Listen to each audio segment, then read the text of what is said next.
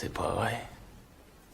Si vous voulez lire un vrai livre d'histoire, lisez Howard Zinn, Histoire populaire des États-Unis. C'est un bouquin qui va vraiment vous laisser sur le cul. Plus que celui de Chomsky sur le complexe industriel, c'est quoi un bon livre pour toi? Les mecs comme vous, moi, j'en viens pas.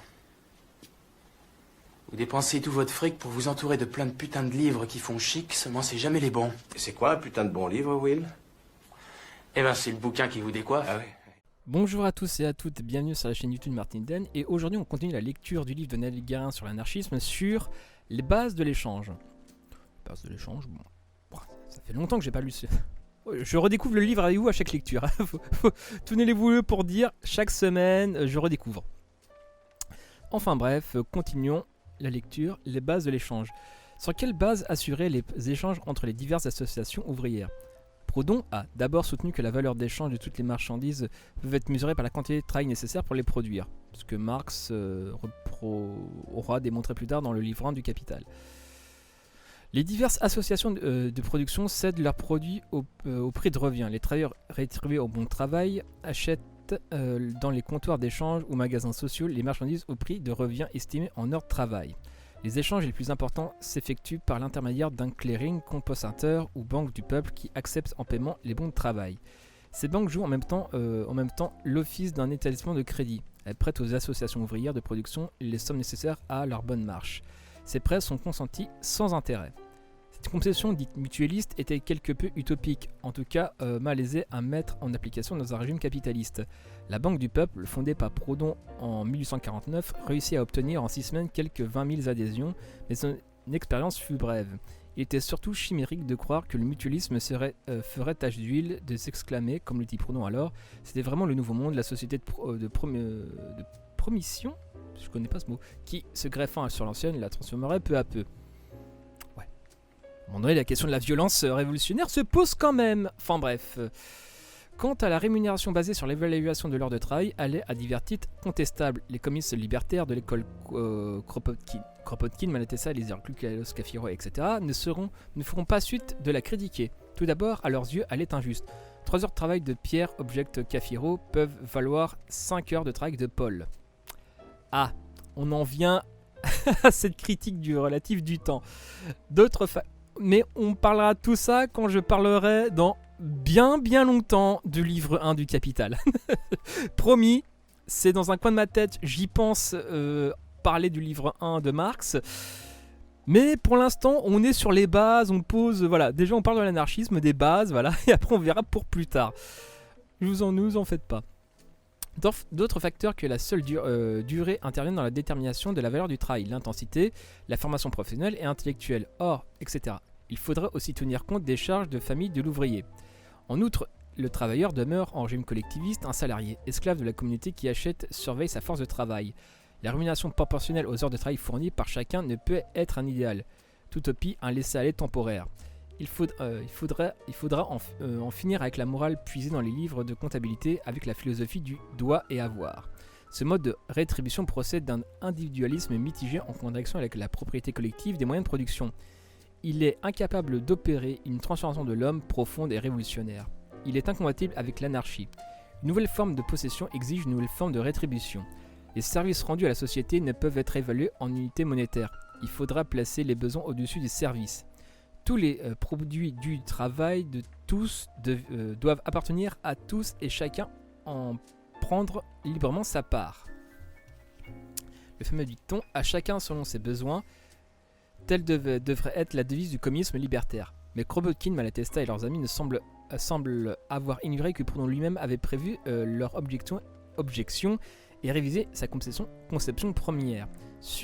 Sa théorie de la propriété, publiée après sa mort, explique que c'est seulement dans son premier mémoire sur la propriété, celui en 1840, qu'il avait soutenu l'égalité des salaires à égalité de travail. J'avais oublié de dire 2 choses. La première, que le travail se mesure en raison composée de sa dureté et de son intensité. La seconde, qu'il ne faut comprendre dans le salaire du travailleur ni l'amortissement de ses frais d'éducation et du travail qu'il a fait sur lui-même comme apprenti non payé, ni la prime d'assurance contre les risques qu'il court et qui sont loin d'être les mêmes dans chaque profession. Cet oubli, Proudhon affirme l'avoir réparé dans ses écrits suivants. où il fait composer par des sociétés coopératives d'assurance mutuelle les frais et risques inégaux. En outre, Proudhon ne considère nullement la rétribution des membres de l'association ouvrière comme un salaire, mais bien comme une répartition des bénéfices librement décidés entre travailleurs associés et responsables. Sinon, comme le remarque à ce propos le plus récent des exégèses proudhoniens Pierre Hobman, dans une thèse encore inédite, l'autogestion ouvrière n'aurait aucun sens. L'école de Kropotkin et autres croient devoir reprocher au mutualisme du Proudhon et au collectivisme plus conséquent de Bakounine de n'avoir pas voulu préjuger de la forme qui prendrait en régime socialiste, la rétribution du travail. Ces censeurs semblent perdre de vue que les deux fondateurs de l'anarchisme avaient le souci de ne pas enfermer prématurément la société dans un cadre rigide. Ils voulaient sur ce point réserver aux associations d'autogestion la plus grande latitude. Mais la justification de cette souplesse, de ce refus des solutions précipitées, les communistes libertaires la fourniront eux-mêmes à l'encontre de leur immanente anticipation, lorsqu'ils souligneront que dans un régime idéal de leur choix, le travail produirait beaucoup plus qu'il ne faudrait pour tous. Ce n'est en effet que lorsque s'ouvrait l'ère de l'abondance que les normes bourgeoises de rémunération pourraient faire place à des normes spécifiques communistes. Mais pas avant, en rédigeant en 1884 le programme d'une internationale anarchiste encore dans les limbes, Malatesta conviendra que le communisme n'est immédiatement réalisable que dans des secteurs très restreints et que pour le reste, il faudra accepter à titre transitoire le collectivisme. Le communisme, pour être réalisable, a besoin d'un grand développement moral des membres de la société, d'un sentiment élevé et profond de solidarité et d'élan révolutionnaire ne suffira peut-être pas à produire, d'autant que le manqueront dans les débuts les conditions matérielles favorisant un tel développement. C'est sûr, le communisme, c'est exigeant. C'est très exigeant. Et quand je vois dans les réseaux sociaux, je me dis bon, compliqué. Mais bon, on va pas non plus se laisser abattre, hein, Claudie. À la veille de la révolution espagnole en 1936, où l'anarchisme affrontera l'épreuve des faits, Diego Abad de Santillan démontrera peu à peu que à peu près dans les mêmes termes l'impraticabilité immédiate du communisme libertaire. De l'avis de Santillan, le système capitaliste n'y a pas préparé les êtres humains.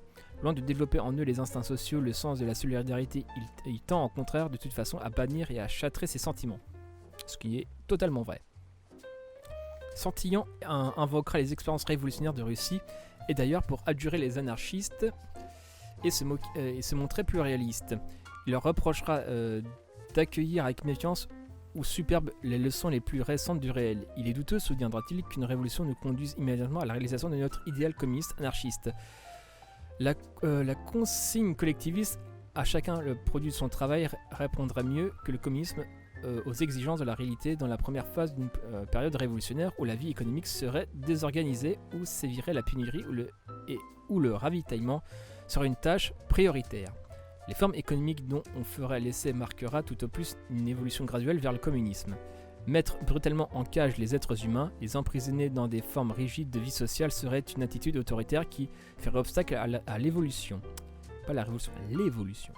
Mutualisme, collectivisme, communisme ne sont que des moyens différents en vue d'atteindre une même fin.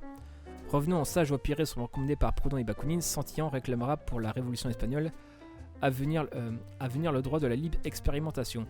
Dans chaque localité, dans chaque milieu sera résolu le degré de communisme ou de collectivisme ou de mutualisme qui pourra être atteint. C'est-à-dire que bon, c'est un peu c'est même totalement ce qu'avait fait, n'avaient pas compris l'URSS, eux ils appliquaient toujours le même truc, avec des quotas impossibles, bref, ils tenaient pas compte des particularités du local, etc. Gros débat.